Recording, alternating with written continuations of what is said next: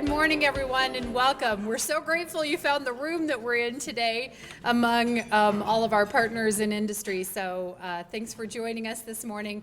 My name is Christine Jensen. I have the privilege of serving as the chair this year of the Government Affairs Committee for the Arvada Chamber of Commerce. And I'd like to welcome you all this morning to our third Friday breakfast. So our keynote speaker today is Maureen Phair, who is the Executive Director of the Arvada Urban Renewal Authority. As we all know, there's been a tremendous increase in new development in Arvada in recent years. Many of these projects are in partnership with our Arvada Urban Renewal Authority. So today, Maureen will be sharing more about their process, their progress, their projects, and what you can expect. So please join me in welcoming the always fabulous Maureen Phair.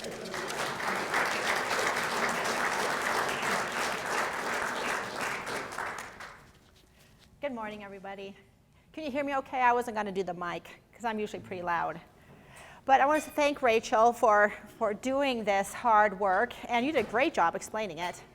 So one of the things that they asked me to do, for those of you who aren't really familiar with urban renewal, was to give you a little tutorial about how urban renewal works in case what was just said didn't make a lot of sense to you. So I'm going to tell you how urban renewal works and show you how we do it in Arvada. We actually have an urban renewal area that went through its entirety from start to finish. An urban renewal area lasts for 25 years. So we had one that started in 1981 and it ended in 2006. And so you can see how it works, and you can determine yourself whether or not urban renewal is a tool that is useful for our community.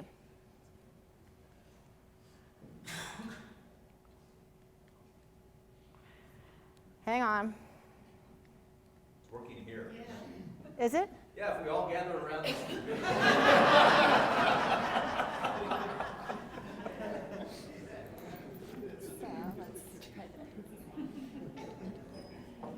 Okay, try it now. Okay.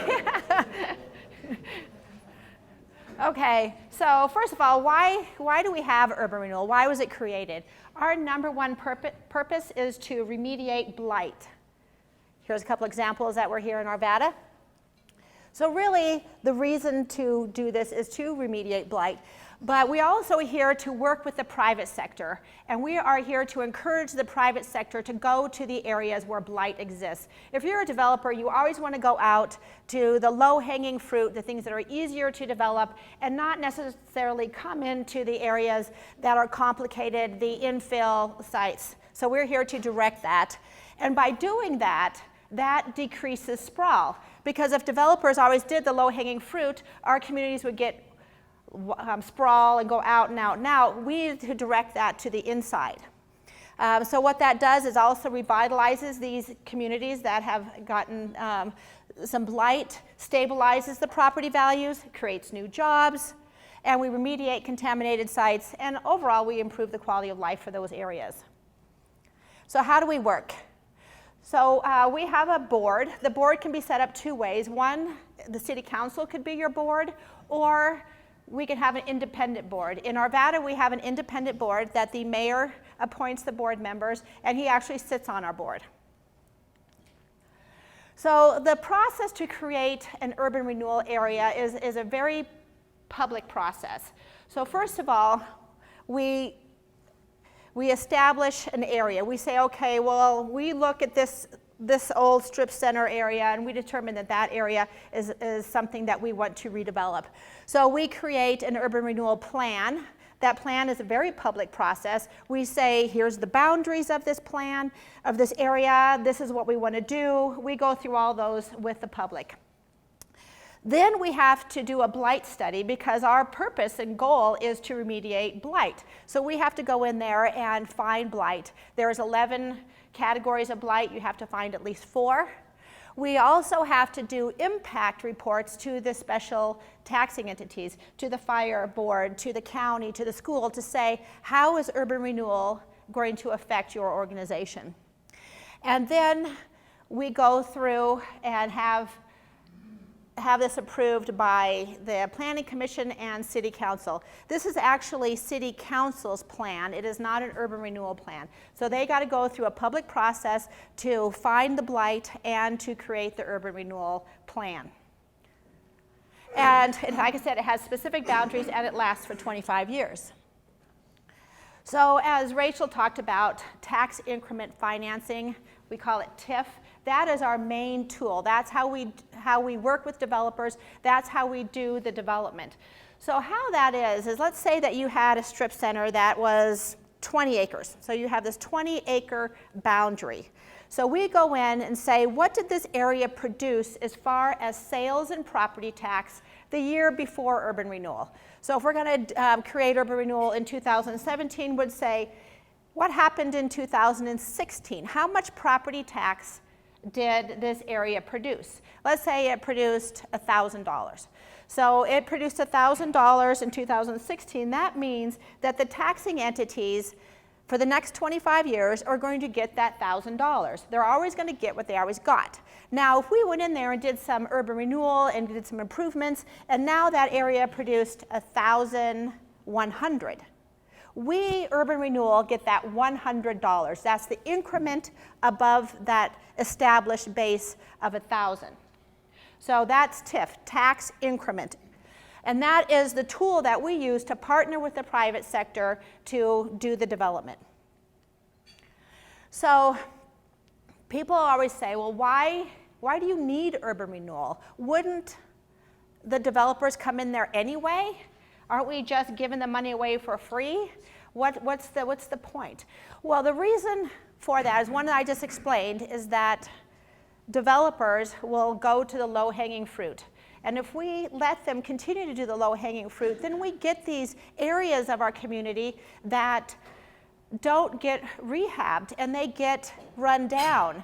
And the developers don't go there because they're not for-profit. They are there to make a return. And those properties are so complicated in different ways that they can't make their return.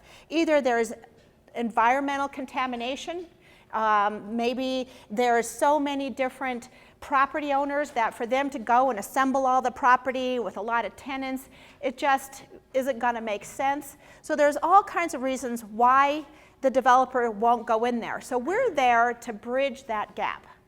So if they're going to go out and do something in the green field, and it's going to cost them $10 million to do that project, and we say, don't do that project out there, do it inside here. And instead of $10 million, it's going to cost them $12 million because of all the environmental and the high cost of the property. And so we say, we'll help you with that $2 million, that gap between going out and coming in.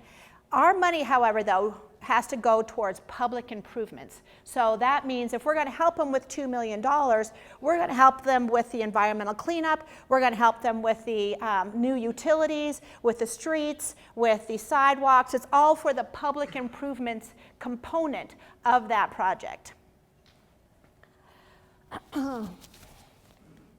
Okay, so here's that case study that I told you I would show you. This is Arvada's first urban renewal area from start to finish. And we called it City Center. So this area basically encompassed the power center down off of I-70 and Wadsworth. It encompassed Olde Town, and it encompassed the Water Tower Village. So this is where the theater sits today. Here's what Costco, the area where Costco used to be, or was before. And this is Sam's Club.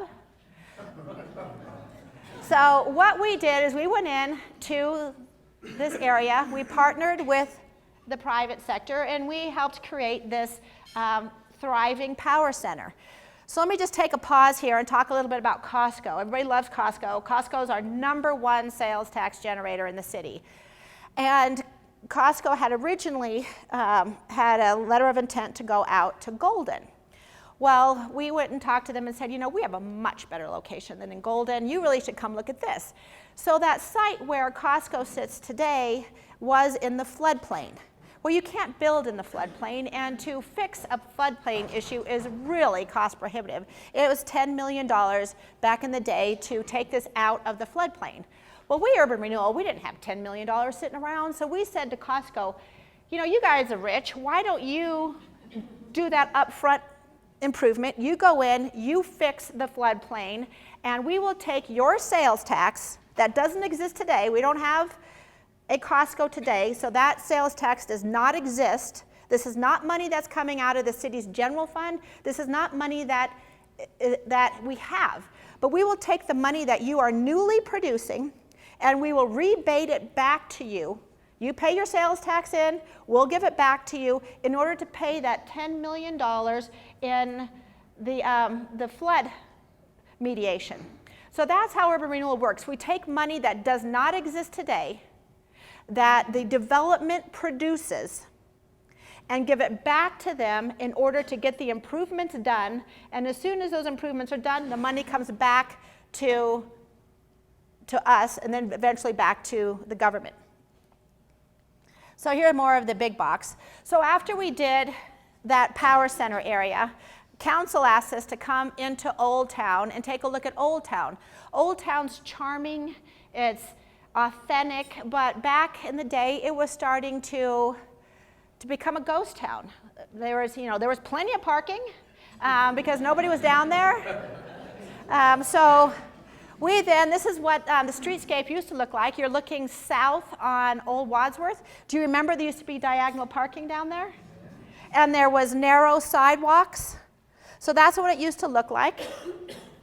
We came in and we put the new streetscape in on Grandview and on Old Wadsworth. So urban renewal can be controversial. That's why there's always different bills coming in at the state legislature trying to change us, because change is hard and what we do sometimes can be controversial. This was an incredibly controversial project. People went crazy. They used to be, back in the Arvada report, there used to be these little cards that you did. This is all before we had Ask Arvada, and there was these little cards that you can send in. The city got piles and piles of these little cards complaining that urban renewal is completely ruining Olde Town because of this project. So by doing this streetscape project, we actually accomplished several goals. One of the goals was to take the traffic that used to use Old Wadsworth as a bypass to the bypass. People would come through here and they would go very fast, so it made it not very pedestrian oriented. You didn't want to step off the street because people were whizzing by. So by making the sidewalks wider, we made the street narrower. We put parallel parking, and that then had the effect of making people drive slower. So that was one goal. The other goal was we wanted to widen the sidewalks dramatically to encourage outdoor dining. We didn't have outside patios at the time. Now we have all these patios where you can see people sitting out. It has very vibrant. People love to sit outside in Colorado. Also, it was beautifying. It looks really, really nice. Well, the complaints came because people in the suburbs don't necessarily like to parallel park. And don't you know, that's going to be a problem. The other problem is they thought that no one was going to come down here because we made it so that you had to park on the street like that, and the street was so narrow that they didn't feel comfortable driving in it. So I just want to point out that a lot of times the projects that we do are very controversial. Once they get in and people get comfortable with them, now everybody loves Olde Town. Olde Town is booming, and now this whole memory of the controversy is gone. But I want to bring that up because we have projects now that are controversial. More on that. So this was one of our more popular programs. We gave 27 small business owners, small property owners, facade grants, because these cool, eclectic, historical buildings in Olde Town had been modernized in the 70s, and we wanted to take it back and to its old original look. I took a bunch of these pictures off, so I only have a couple for speed. But this is where Penzi's Spice is now, and the fly shop. This is the meat market. This is the schoolhouse. And this right here, when we actually owned that building where the schoolhouse is now, and we bought that, we renovated it, and in this process of renovating it, we were coming into this building, and we found the original schoolhouse behind it, and we spent at the time $1.5 million. Now, in today's dollars, that would be a whole lot more, renovating that, and now, you know, that is part of the schoolhouse. That's that bar. Terrific. This is the corner of Old Wadsworth and Grandview. I want you to study this because this is what it looked like, like maybe 13 years ago. This is the north side. This is the south side. This was a little, like it was a computer store and a variety of things over the course of time in that south side. So we bought these two corners. We worked with a developer to come in and redevelop these into what's now the Tap and Dough and Sylvie's, and there's 110 parking spaces behind it. This was a very successful project because what this did, getting Sylvie's, which is what used to be Udi's, really showed the restaurant community that Olde Town was a place where you could come, you could put in a restaurant, and you could be successful. So Udi's was really the beginning of the restaurants coming into Olde Town. This was a partnership between three entities. This is Urban Renewal, the city, and the library. Urban Renewal bought the land where the library sits today. The library was responsible for building their building. The city was responsible for providing the parking, and we were responsible for putting in the Olde Town Park, or the whatever that. Thank you, square. This fountain is probably our most popular thing that we ever did. You know, kids, parents love that. Right across from our brand new library, catty corner from that, was this old garage. So we bought this garage, we remediated it, took out the old storage tank, worked with Joe Jean to build his office building.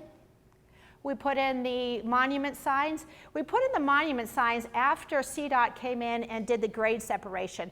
If you remember, the main way to come into Olde Town used to be at the stoplight at the top, or at the top of the hill where Grandview is. And when we did the grade separation, the merchants in Olde Town really got concerned that people wouldn't know how to get to them, and they would kind of fall off. So we put these signs to direct people into Olde Town. Our third project in this first urban renewal area is the Water Tower Village. Water Tower Village is just directly south of Olde Town. It's 26 acres. This is what it used to look like. For those of you who have been around for a while, you'll remember this. This was our #1 highest crime rate in Arvada. This is an impressive slide. So we, Urban Renewal, went in and we bought up 26 acres of land. In there were 16 apartment buildings, 15 single-family homes, 2 businesses. We relocated 75 families. So what we did with these people, if you lived in one of these apartments and you were renting one of those apartments, we went to you and we said, you know, look, we're buying this all up. You guys are going to have to move, but we will give you $5,200 a piece as your moving expense. Now this happened 15, 17 years ago. So that was a lot of money back then. And we hired a broker and we said to them that if you wanted to become a first-time home buyer, we will hire a broker to go out and look for a place for you. We will come to the closing and give the down payment. And a certain percentage, what is that? 16% of the people went ahead and took us up on that. So this is what's there today. We have 600 units. Half of them are for sale. They're townhomes, lofts. The other 300 are apartments. So what's their total is 600 residential units, 2 swimming pools. They are the tree-lined streets, alley-loaded garages. And when we did this project, it was so popular that we had to have a lottery in order to handle all the interest in it. But I want to talk again about controversial. This was an incredibly controversial project People came to our board meetings, they came to city council wearing t-shirts, protesting. They hung my predecessor in effigy. They were so upset about this. This project now is so successful that when people were protesting the Walmart, there were people up there, and this one woman was up there at the podium saying that, you know, you are ruining, Urban Renewal is ruining Arvada by putting in that Walmart. And I just moved to Arvada, and I moved to Arvada, and I live in Water Tower Village, and that Water Tower Village is what is good about Arvada. And I wanted to say, excuse me, that was an urban renewal project, and everybody hated it at the time. Anyway, we bought the water tower and turned that into a park and restored it and then gave it to the city. Okay, so here's the finances for this area. So remember I said that there's a base. We say, okay, what's the base for the sales tax and the property tax? So in 1981, the sales tax prior to us in that area was $449,000. The property tax was $1.6 million. At the end of our 25 years of work there, the increment above the base, the increment on sales tax was $10 million. The property tax was 4.5. We grew the taxes in that area by 14.7 million. One part, though, I need to tell you that the sales tax, that sales tax number of 10 million is only the city's sales tax. If with urban renewal, for property tax, we get everybody's property tax above the base. So if you are the county, if you are the fire department, anybody above that base, we get your property tax. That is not how it works for sales tax. We only get the city sales tax. So, you know, if you think about, you know, your sales tax bill, it's 7.9% or something like that. We get 3% of that. So during the course of urban renewal, those 25 years, all the taxing entities get their sales tax all the time. It's only property tax that we get others. That's why the property tax is controversial and the sales tax is not. So it's controversial because we get everybody's sales tax. But I want to show you how it worked during those 25 years. So here's Jeffco, the schools, the county, the fire, Apex. During the course of the 25 years, this is what they received. And then it shot up. So what we did is we diverted that money during that course of time. We diverted the property tax for those 25 years. And what we did is we used that to do the floodplain, to rehab Olde Town, to put in the Water Tower Village, all that. We used that money to do that. And at the end of 25 years, that tax increment goes back to all the taxing entities. So this is important. All these taxing entities at the end of urban renewal received a 192% increase. That's what they received, is a 192% increase without raising taxes. So the fire department, for example, got a big boost of 192%. The city, everybody got that big increase by being willing to let us use that resource for a period of time. We do our job, we end, we give it back. So remember I said that the sales tax is only the city sales tax? But let me show you what that power center generates today. Well, not really today, because this is back in this is 14. I need to talk to our finance department, get new news. But this is that power center. But check this out. That area produces in sales tax only $31 million a year. Isn't that crazy? $31 million a year. So how is that broken down? The city receives almost $12 million a year from that project. The state of Colorado gets $11.5 million. And remember, they got that all along. We don't get that sales tax. They get this all along. So if we have to divert the property tax for a little while, we may be diverting the property tax, but they're getting a boatload of money off of the sales tax, which is a whole lot more than what we get in property tax. RTD, so you can see how it all is divvied up. That is All the taxing entities have done very well off of that project. Okay, so I'm done with the lesson on how urban renewal works. So what you guys can do is you can kind of think about that, and you can decide whether or not you think urban renewal is a good tool to use or not. So let me continue on with what we're doing today. This is our next urban renewal area. It's called Ralston Fields. It looks like a dog. This is I-70. This is Kipling. We're going to talk about the front leg of the dog, and we're going to talk about the head of the dog. So the first project that we did was the front leg of the dog. And you guys remember the old Ridge home site, the hospital up there? It was abandoned. It was abandoned for 20 years. And it looked like this. 50 deteriorating buildings. It sat there for 20 years. For those of you who think, well, we don't need urban renewal, developers will do it on their own. Well, this sat there for 20 years. Where was the private sector? Where were the developers? How come they didn't look at this? It's a great site, I-70 and Kipling. It was because it's too expensive. Nobody in their right mind is going to come in here and do this because you have to do all that environmental remediation. You got to do the demolition. There was no infrastructure in there. You got to put in all new roads. So we worked with the developer to do the first phase, which turned into the Super Target Center. Phase 2 are the apartments just north of that. And then phase 3 we're working on right now. They're going to break ground this summer. They don't have a name for it yet. But these are 298 new apartments. These are going to be on the north side between Red Rocks Community College and the third rail stop on the G line in Arvada. So, Arvada Ridge. Oh, thank you. So our next focus after the front leg of the dog is the head of the dog, which kind of informally is called the triangle area. So this is kind of a map of the area. This is Kmart, King Soopers, the former Safeway. Everybody know where you are? I would call this Blight.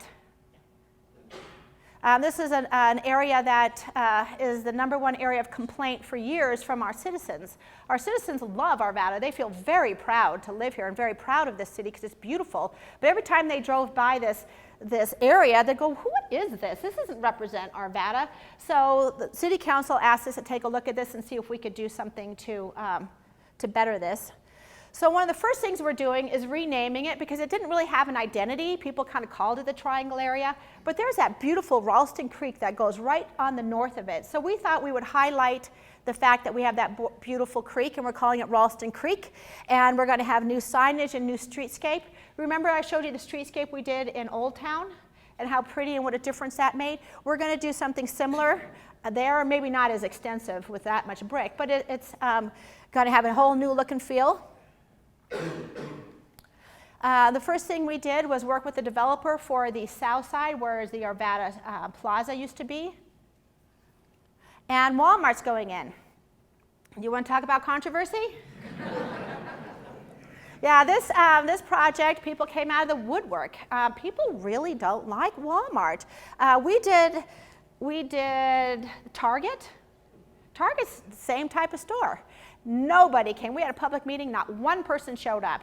Nobody came to the planning commission, nobody came to city council. You put the name Walmart on there and it's a whole different story. Anyway, this, if you went by, it's built. They're working on the inside. It's going to open up in June. So here's the money that this is going to produce. So remember, we only get the sales tax. Everybody else is going to get this sales tax. So we, Aura, are going to get $1.5 million a year from this. State of Colorado is going to get about the same. So you can see how this is all divvied up. This is a sales tax. It is that $1.5 million that is going to come to urban renewal that we're going to use to do the north side of the street. You know where the Safeway used to be and Chuck E. Cheese? We're going to redevelop that side. And it is the money that we're receiving from Walmart that gives us the ability to do the north side. Oh, this is also on the south side. Another developer is going to put in a little strip center right behind the auto zone next to the Walmart. Okay, so this is kind of a rendering of what we're going to do on the north side. So we're teaming with a developer called Loftus. He's out of Boulder, really great guy. So this is where the Safeway used to be. This is where the Chuck E. Cheese. So if you've been over there, this corner is demoed and the Safeway is demoed, and they are breaking ground on this part right here. There are 4 small retail buildings that'll have restaurants in them. They're in the process of getting leases signed. Right now they're talking with Tokyo Joe's, Five Guys, Burgers, Mod Pizza. They're even having some conversations with Old Chicago. Let's hope that something happens there. Keep your fingers crossed. But that's going to be really, really nice with a lot of great plazas, outdoor patios. Here's some kind of renderings of what this could look like. Okay, so that's kind of the Ralston Creek urban renewal area. We have another urban renewal area called Olde Town. And this is the boundaries of the Olde Town urban renewal area. Remember how I just went over our first urban renewal, and you saw that we did Olde Town. So we don't want to go back and redo Olde Town because we think we did a pretty good job the first go round. But what City Council asked us to do is take a look at this because the G line got approved. And we knew that development was going to come. And we wanted to make sure that we were there to assist the developers in getting what we want there. So what we're going to talk about, this is where the transit hub is. This is where the station stop is. I'm going to talk about this area right up here. I'm also going to talk about this right here and this area. So you kind of know where we are. Those are the projects. Okay, our first area of focus are the underutilized properties. This is where the Elks Club and the Masons building were. We worked really hard to try and find a way to keep the Masons building. That's the blonde building. We worked for years trying to find a use to go in there. But that building, if you're a Mason, they build them specifically for that use. And if you see these windows right here, these windows on the second floor, the bottom of that window is at 7 feet. So you can't look out the window. They're a private society. So, you know, you got to have a ladder to get up to look out the window. Well, that's not going to work for someone to come in and reuse that building. So we went and said we found some people who might be interested, but they wanted to lower the windows and do some, well, you know, we have a historical society and a design review committee, and they said, well, you can't lower those windows because that's not historical, so you can't lower them. Well, then we couldn't find anybody to use it who wanted to not look out the windows. So we ended up having to demo it because there was just nobody to use it. So what we did is we partnered with a developer to build this development. It's Park Place, Olde Town. It's 152 units. This leased up like that. And what's really interesting about this is who's living there. It is a combination of millennials and retirees. It's kind of 50-50. We all thought it was just going to be filled with millennials. But retirees want to live in a vibrant place right in Olde Town. They don't want to live with a bunch of other old people. They want to live with young people. So what's fun is that the two are really getting along well. They have this Thursday night pub crawl, and they go and do the pub crawl together, and they find that it's becoming this great community between the two different ages. And the front of the building is facing McElvoy Park. And if you look at the front of the building, what's really nice about it is very pedestrian oriented. It is wrapped with townhome style units that have individual stoops that enter right onto the park. So it really has, it blends in with Olde Town because the first 2 stories are brick. It has that individual entrances. This is controversial. The backside, people have a lot of emotion for. I happen to think it looks pretty cool, but that is definitely something that is, beauty is in the eye of the beholder. Okay, this is not an urban renewal project. I need to get a new picture of this, but this is fabulous. If you guys know that the new hub is open, it's great. When you come into Olde Town, please park in it. It's terrific. Anyway, congratulations, City Council.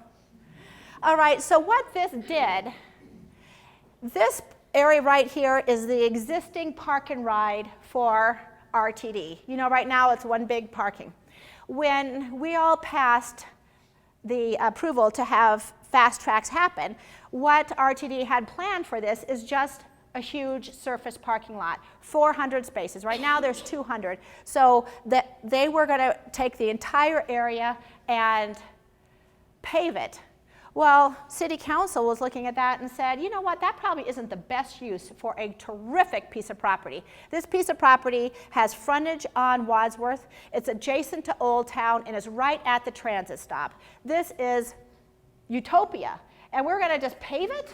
So they agreed then to pay themselves, because RTD didn't have this in their budget, that the City Council said, we will build a parking garage. Not only will we build a parking garage, 400 spaces for RTD, we're going to overbuild it by 200 spaces and build a 600-car parking garage that will also do extra parking for Olde Town. And not only are we going to do that, we're going to tuck it in behind the movie theater, leaving this 9-acre site free for development.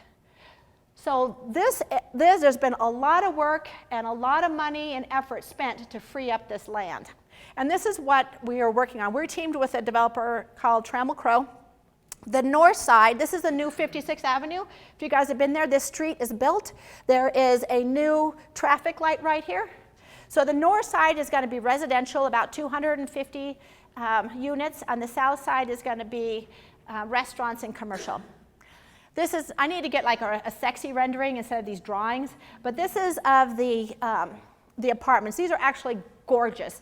They are brick. Half of it is red brick, the other half is cream brick, and it has kind of that look of Olde Town. It has a look of Lodo in that kind of warehousey. Like I said, this doesn't do it justice. This is a gorgeous building. This is a rendering of what it would look like if you're standing on top of the bridge, going over the bypass, looking west. You can see it there. This is what it would look like if you're standing on Grandview, kind of by the train plaza, looking east. Okay, the next area I showed you when I was showing you the map, this is the area that is east of the bypass. There's a mini storage on the corner of 56th and Wadsworth. Back behind it was this underutilized area. It was 15 acres, and it had a bunch of industrial buildings and some old broken down houses. We worked with a developer who bought up those 15 acres. This is a site plan of what he's doing. He has a little, on the north side, he has a public pocket park that kind of goes along the north side. Under construction now. And this is what they're going to look like when they're done. And the first units are supposed to come up and be available for rent this May. And then last but not least is our hotel, the Hilton Garden Inn. If you guys have driven by, this is across from the movie theater. It's under construction. It's opening up March 15th. And so that is it. That's my update.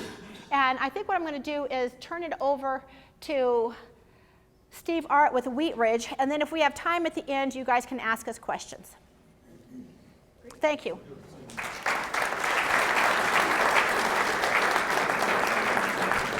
Maureen, thank you so much for that comprehensive overview. We really appreciate it. Allow me now to introduce our next speaker, who's going to give us another perspective of urban renewal from our friends in Wheat Ridge. Joining us today is Steve Art.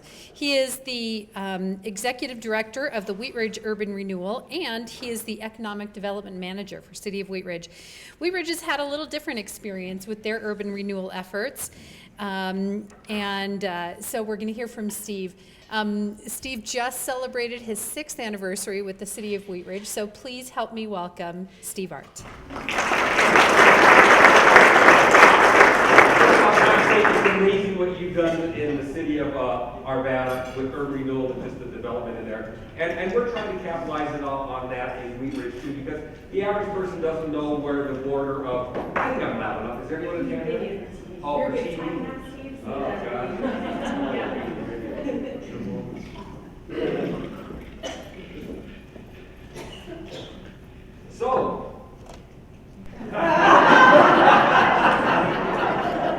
for the next hour and a half, I'm going to tell you what's going on in Wheat Ridge. I have a few minutes. So the number one question we get in the city of Wheat Ridge and economic development is, what's going on with the old Gold Ford site at the corner of Wadsworth and 38th Avenue? The number one question.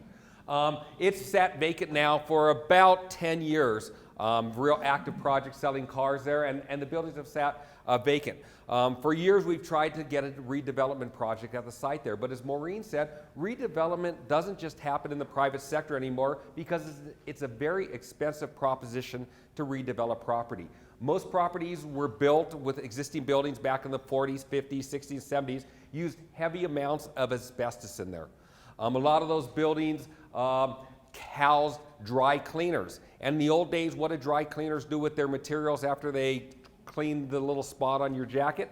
They went out the back door and they dumped that in the back because that's what we did. How many of us, our first car, when we changed the oil in the car, we emptied out the oil, and what did we do with it? We went in our backyard, dug a hole, and dumped the oil in that hole and covered it up. Well, we're finding out nowadays that is as horrible contamination to the groundwater. So remediation costs of asbestos, MTBEs from gas stations, because in the old days, everyone had a gas station. Schools, every school had tanks, either they were above ground or below ground. Every business had their own refueling stations. Very expensive to remediate properties right now. And 38th and Wadsworth is just one example of a remediation project that is very, very expensive to do. And so private developers come along and look at these sites, as Maureen said, and they can't make it pencil out. They have investors. Yes, do these investors have money? Are they rich people? Yeah, they are, but there's a reason they got rich, because they know how to make money and they need a return on their investment. And that's expected. We live in a capitalistic society. We would not invest into the stock market today if you knew you weren't getting any return. So it becomes a very expensive proposition to redevelop property right now. So 38th and Wadsworth had a delta in there that would not give a return. And prior to any urban renewal doing a return and giving an investment into a property, they have to do what's called the if not for proposition. And what that says, if not for this public-private partnership, this project won't get done. And at 38th and Wadsworth, that came true. So we require in Wheat Ridge, anytime a project comes along, and I'm certainly sure they do that here in Arvada, we have them do a project pro forma. Show us why you need that money. Give us all of your numbers. We need all of your financials to know why we're investing in this project. And at the end of the day, if this project can prove that they need the money, and we hire a third-party, independent party to review their pro forma, and if they can show there is that delta that shows they need money, we will invest into that project. And at 38th and Wadsworth, we decided to invest in the project of a tune of about $6.2 million to do public infrastructure, because that's all that Urban Renewal can do, is do public infrastructure. We can't buy the plates and napkins for a restaurant. That's not public improvements. Public improvements are the infrastructure that goes in the ground, the drainage, the parking lots, the remediation of the site. It also includes, a lot of times property owners have to overpay for property, because in today's reality, every property owner thinks their property is worth twice as much than it probably actually is. And we as cities, when urban renewals, when we buy them, we tend to overpay for property because we really want this project to go on. So we allow that to be part of our what's called public improvements in there. So at 38th and Wadsworth, we gave $6.2 million to the developer after showing what their delta was and what they needed, their if not for proposition. And we started the development on there, and they started announcing the users. And they announced one of the users, like Maureen said, they announced Walmart was going in there. And it wasn't a full-size Walmart, it was a Walmart neighborhood grocery store. So a much smaller thing, but again, very, very controversial. The neighbors in that area and the entire city pretty much stood up and objected to the Walmart neighborhood grocery store.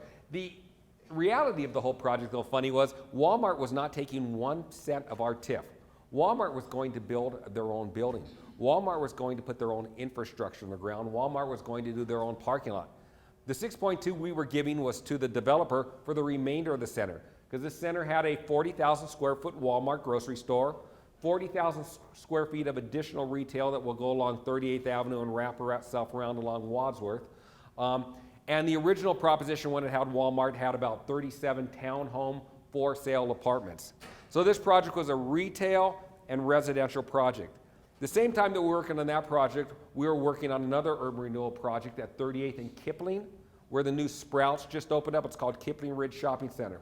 We gave them about a $3 million TIF on that project to do that. That project is a retail project with a 64 bed memory care facility. So a residential retail project. How many people showed up to the public hearing to talk about that and object to that or approve of that? Just as your project, 0 showed up.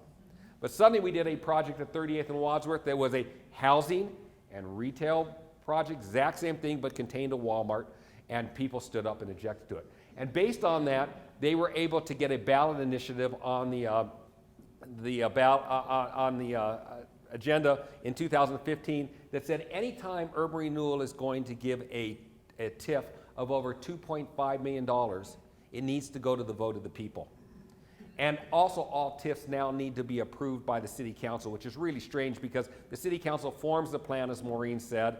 It's enacted by the Urban Renewal Authority, but now we have to bring ours back to the city council for approval, so they have to go through 2 levels of approval. Plus, this ballot initiative said we want this thing to be retroactive back to 2014 when we signed that deal with Quadrant Developer to build Wheat Ridge Corners, which contain the Walmart neighborhood grocery. We thought that was illegal because, again, it's kind of like what 1348 does. It wants to look back and say, well, projects you did previously, we want that to be brought forward. So the ballot initiative went on, ballot question 300. It won by about 250 votes in the city. So all of our TIFs now above 2.5 million. So we always tell developers, if you can ask for 2.4999, you're going to be good. So we try to encourage them to stay under that amount. But the biggest part was the retroactivity, because it was really going to kill this project. That was taken to court. The judge found that you cannot retroactively go back and do that project. So we were able to move forward. Funny though, at the same time that the judge found that it was not legal for us to look back, Walmart decided they weren't going to build these neighborhood grocery stores. They weren't as successful as they thought they were going to be. So Walmart dropped out of this project. So the big controversy of this, because actually the framers of ballot question 300, which said it can't go over 2.5, told us on the side, if you get rid of Walmart, this ballot question will go away. So it really wasn't about the use of TIF in Wheat Ridge. It was really about one user of the property. So now that Walmart's gone away, they're getting ready. In fact, if you go by the site now, there's a fence around that. They've started taking all the asbestos out of that old Go Ford site right now. The building's pretty much stripped. They'll start demolishing that any week now. The funny thing is Walmart's gone away. What's going to replace it? A grocery store. I can't tell you who it is because we're under confidentiality, but a really neat niche grocery store will be moving in there.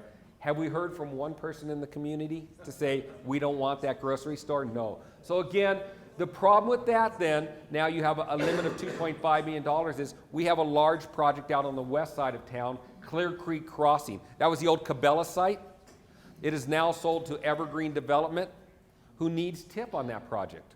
It needs about $40 million of infrastructure to get that project to reality. You as a developer coming in knowing that you need to put, before you can even put a stick in the ground and build anything vertical, you need to put $40 million of infrastructure in there. Hook ramps at 38th Avenue, off ramps along Highway 58, road improvements in there, a road through the project, there's no utilities to the site. So you have to bring in $40 million, you have to do that. You know that the voters are comfortable with $2.5 million.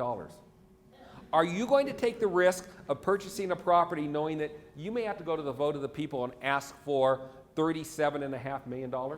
That 2.5 is where you're comfortable, but I need an additional 37.5. You going to be comfortable with that? Probably not. So I don't think the voters realize what they did when they voted for ballot measure 300 is they've kind of hurt TIF throughout the remainder of the community. Did they stop Walmart? Probably not, because now we found out Walmart was going to build there anyways. But what they've done is they've really have hurt what urban renewal.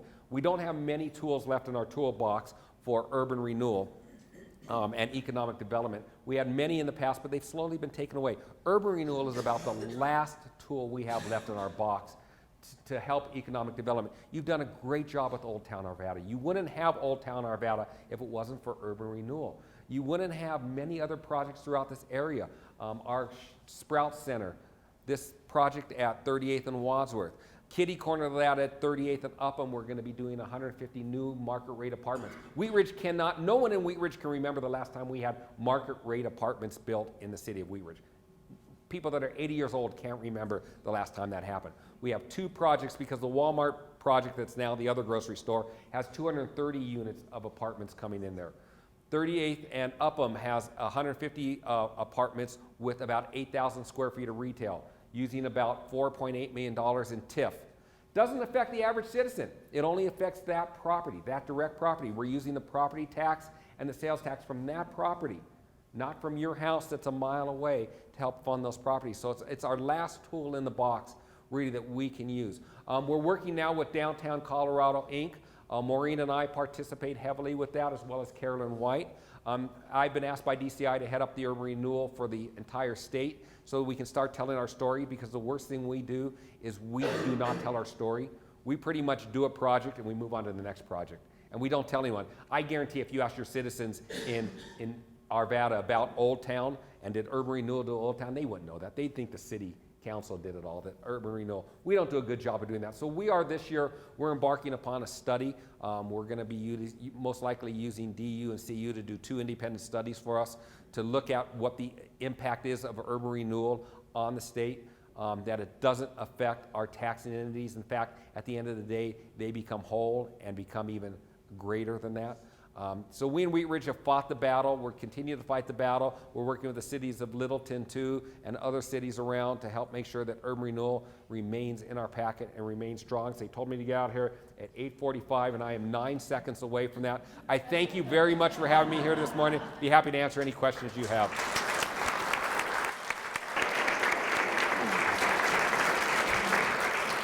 Steve, thank you so much for that perspective from Wheat Ridge. I think we have a little thank you from our own Arvada Bakery. La Patisserie Française, thank you so much for being with us today.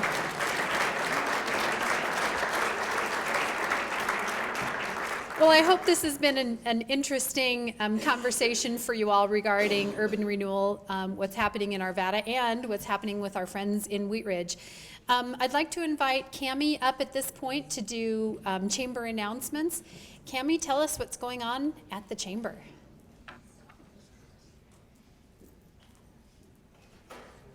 Good morning, everybody. Thank you so much for joining us today. Just a couple quick updates for you this morning. The first is we've made some exciting changes to our membership luncheons this year. So if you're not aware of these, we have our Meet Your Community Leaders Roundtables on March 1st. I hope you can join us. The mayor will be there, Maureen, Ryan from AIDA. It's going to be a great crowd. We also, excuse me, have our day at the Capitol on March 16th. So if you're interested in going down to the Capitol and learning a little bit more about what's happening down there, please join us for that. And then it's never too early to start talking about Sand in the City. It's coming. You guys are excited, I know it. Get out your Hawaiian leis and hula skirts, it's time. So we have big goals this year. One of the things as a chamber that's so important to us is that we are supporting our local business community. So we want to engage as many Arvada businesses as possible in this event. So if you're interested in being part of it, please grab me or Stephanie or any member of the chamber team, and we'd love to tell you more about how you can get involved and be in front of over 16,000 people. Last but not least, on your tables, Christine, will you hold those up? You have, she's so fabulous, these connection cards. One of the things that we take very seriously as our role as a chamber is connecting you to each other, to resources, to community partners, to make sure you have what you need to be successful. So please don't hesitate to fill that out or grab one of the chamber team so we can make sure you have the connections and resources you need. We really do want to help you grow in your business, and understanding what you need is so helpful to us. Thank you so much for all your support of the chamber. Thanks, Cammie. Next, I'd like to invite any of our elected officials that have community updates for us. Great. Thanks, Tommy. So Apex had, thanks to the voters, passed a bond just recently that's going to allow us to improve on some projects as well as add some new amenities to our community. We started breaking ground. We've came to agreement with our architects and contractors, and you're going to start seeing some things happen really quick. So we're going to be adding pools, we're going to be adding splash pads, new fields, all sorts of fun stuff, but that will be coming here really soon. Breaking ground on the first project has already started, as you've probably seen out at Lutz. So lots of fun things coming and creating a better, vibrant community. So thank you all very much, and more to come on those projects. Thanks, Tommy. And Mayor. Thanks, Christy. What a great event, and it's great to see the successes that we're having both in Wheat Ridge and Arvada. I can't stress enough how important it is that you all start parking at the transit hub. It's an incredible facility. So here's how you get there. If you're on Old Wadsworth going north, right before you get to the railroad tracks, that's the entrance in there. There's a stupid sign that RTD has up right now that says coming soon. Well, the garage is there now. You can park there. You can park there. So please do. If you're coming from another direction, if you want to come southbound, go over to Vance, and at the east entrance of the movie theater, turn in there, turn to the north, come into the garage that way. It's kind of funny, you know, we've got this beautiful facility with 600 plus parking places, and I've started parking there, and it's so convenient. If you park particularly on the top deck, you can park at the corner furthest to the west by the flour mill. It's a 2-minute walk into Olde Town, a heck of a lot easier than driving around Olde Town, and you don't have to parallel park. So please use the hub. It's a great facility. We're very proud of it, and it's got some gorgeous views of the mountain range. So with that, everybody have a great day.